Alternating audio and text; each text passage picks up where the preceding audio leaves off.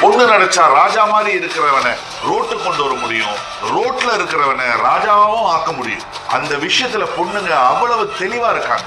ஒரு ஆண் யார பொண்டாட்டியா சூஸ் பண்றானோ அதுலதான் அவனுடைய ஃபுல் வாழ்க்கையும் அடங்கி இருக்கு. சரியான பொண்ணை மட்டும் நீ சூஸ் பண்ணன்னு வச்சுக்கோ, நீ தோத்து ரோட்ல நிற்கும் போது கூட உன்னை தூக்கி மேல நிறுத்துவா. நீ எவ்வளவு கஷ்டப்பட்டாலும் நான் இருக்க உன் கூடன்னு உன்னை ஊக்கப்படுத்துவா. உன் கனவை அடையறதுக்கு காலம் பூரா உன் கூட துணையா இருப்பா.